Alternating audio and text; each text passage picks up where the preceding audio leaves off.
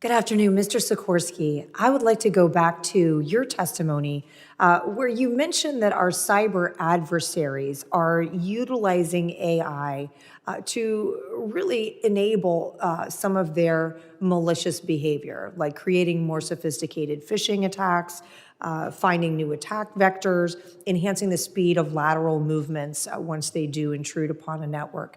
I'm interested in hearing more about how we are using machine learning to build and enhance our cyber defenses against these kinds of attacks. You mentioned in your written testimony precision AI, some other tools, including some revisions to how the SOCs are operating. Would you elaborate for us on how machine learning can enhance our cyber defenses? Yeah, it's a great question. And actually, Palo Alto Networks and myself have both been involved on this machine learning AI journey for over 10 years. This isn't, while ChatGPT and other technologies like that have gotten really popular really quick, we've been leveraging that type of technology for quite some time.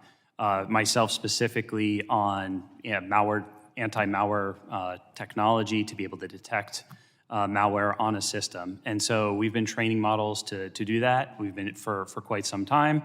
And that detects sort of variation in what we're seeing and making sure that variants of malware that come out will be stopped due to that training. Then there's also the idea of sort of leveraging AI to get rid of the noise. And that's really the more recent evolution that we've been focused on at Palo Alto Networks, where we're trying to say, everybody's inundated with all these tools. I go back to the SolarWinds example. I did numerous incident responses to that after that came out, went on to corporate networks, and one of the big problems that they had was they actually detected the attack. They detected the malware being dropped on a system. They detected the lateral movement, but they didn't know it was there because they were flooded with so much noise.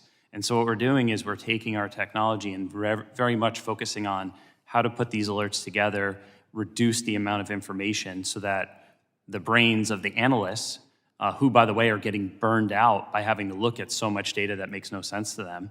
Instead, it gives them a chance to zero in on the attack, figure it all out, and then actually move the needle. You also mentioned in your testimony at a point about the unintended consequences of disclosure, and I'd like to go back to that.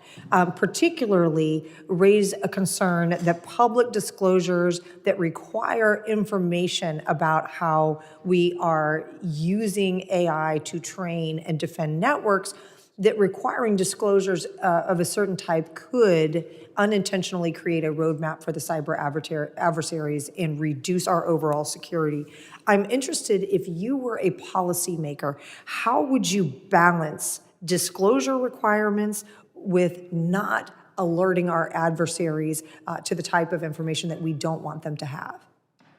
Yeah, that's also a great question. I think about it's all about what is your end goal with respect to the AI that you're trying to get to customers or to protect a network. I think you got to think about the risk level involved there and think about the trade-off, right? The more that we regulate things and think about what's there and really put a lot of pressure on oversight, it could slow down the innovation and the protection. I think it's the appropriate thing to do when we're talking about somebody applying for a home loan or something like that, thinking about every step of the security process with that.